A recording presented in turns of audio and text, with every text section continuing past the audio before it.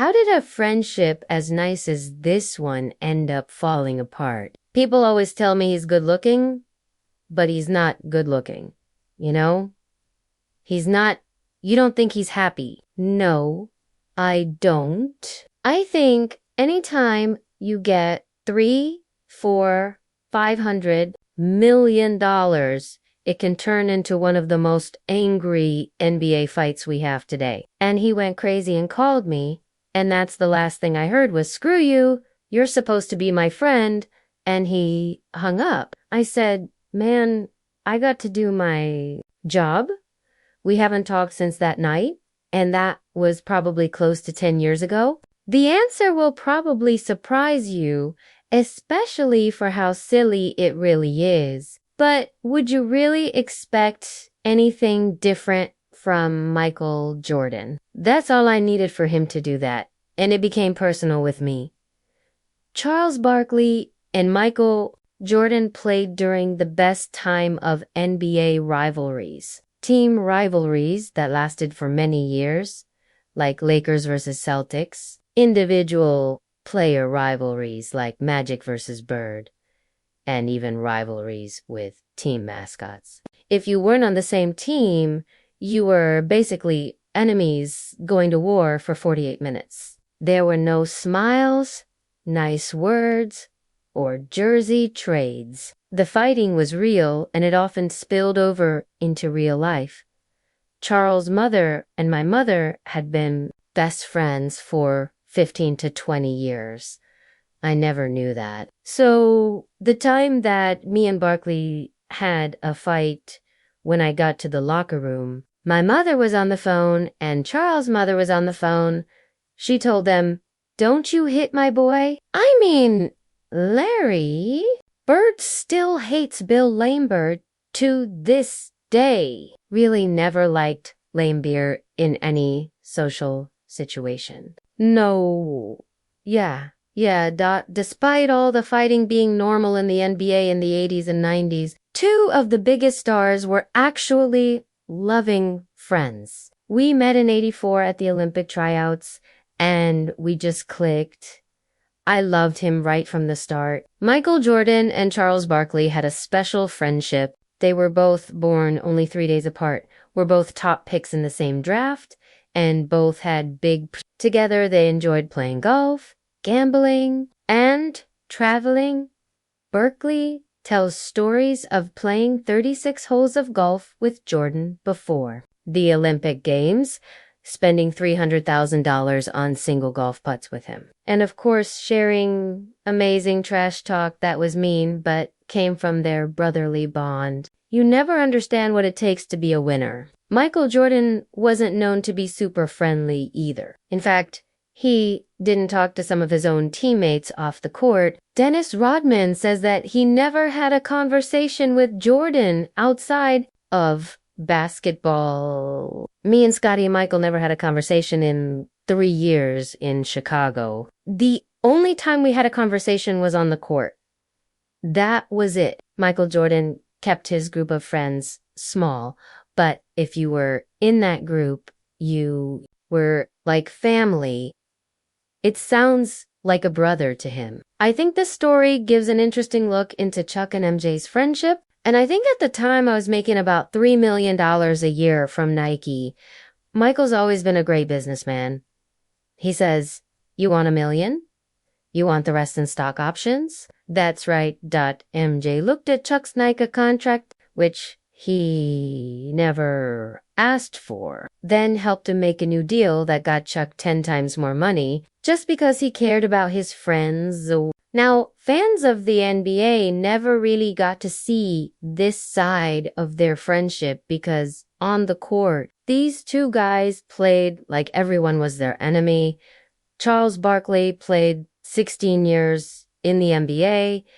He averaged 22 points, 11 rebounds, and 3 assists per game, including 11 All-Stars and 1 MVP.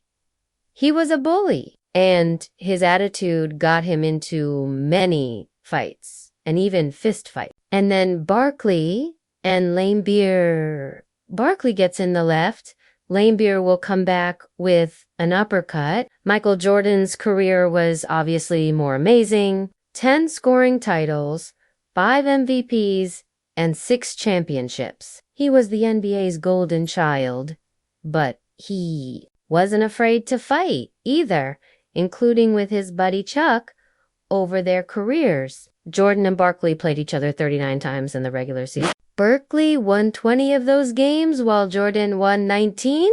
Nice job. Chuck. The highest point of their on-court rivalry was probably in 1993. That year, Michael Jordan led the league in points and steals. But despite a monster year, Charles Barkley won the regular season MVP award, averaging 25 points, 5 assists, and 12 rebounds per game. It was his first season in Phoenix, and Barkley led the Suns to the NBA Finals with the best record in the league. The only problem was that they came face to face with Michael Jordan and the defending champ Chicago Bulls. The matchup was amazing. So we'd come out for game 1. I was a little passive. They beat us. Game 2. I said, shoot, I'm going for it. And I said, I'm doing whatever it takes. And I come out, I'm so aggressive. But Michael, no, I'm aggressive. He's like, I can see he's talking to Horace and Scotty like, y'all guys throw that mother down. And Scotty, man, when they doubled me, I couldn't see. Sir Charles averaged 27 points, 13 rebounds, and 5 assists per game in the series. He put on an incredible 42-point performance in Game 2, but it was no match for the greatness of MJ. Jordan averaged 41 points, 8 rebounds, and 6 assists per game. He matched Barkley with 42 points in Game 2 of that series, but then he scored 44 points in Game 3, 55 in Game 4, and eventually won the series in Game 6. Is it joy, or is it relief, or is it a combination? This has been a great year, but a tough year. It's both, you know?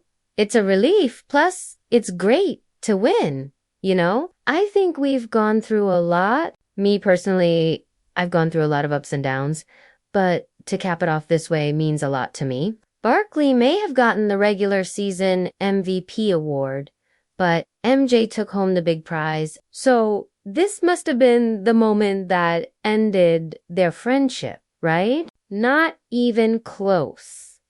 The real moment happened 20 years later, and it's from the sad story of Michael Jordan's ownership of the Charlotte Bobcats.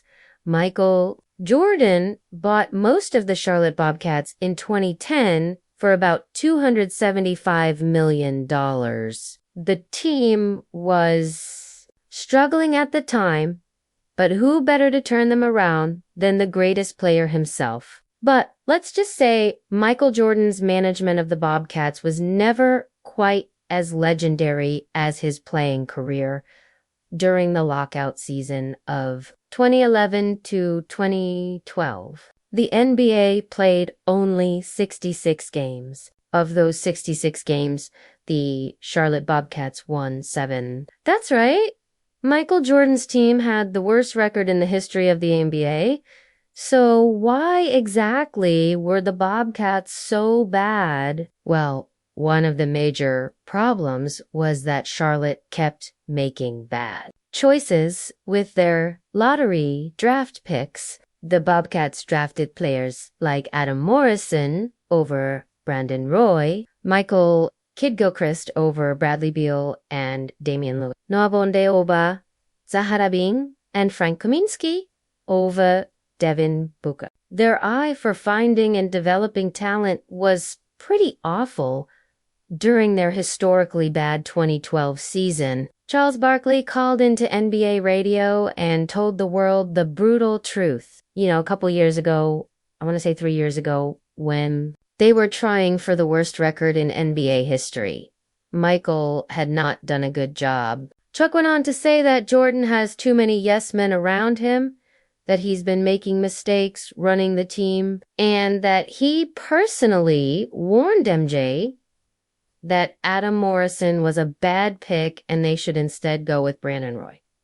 Well, that moment put a nail in the coffin, and the two haven't spoken since. Michael got offended by something I said about him, and we haven't spoken in probably almost 10 years. And he was my best friend at the time. That's right. Michael Jordan completely cut out his best friend, but Charles wasn't lying about MJ needing to hire different people. Jordan has been giving jobs to family and friends with Charlotte. His brother, Larry Jordan, is the vice president of player personnel. Jordan's other brother, James Jr., is Charlotte's executive vice president and chief operating officer. Mike's nephew, James, is currently a scout for the Hornets. Buzz Peterson, MJ's former college roommate, is the assistant GM. Each one of these guys lacked NBA experience, especially compared to other team front offices.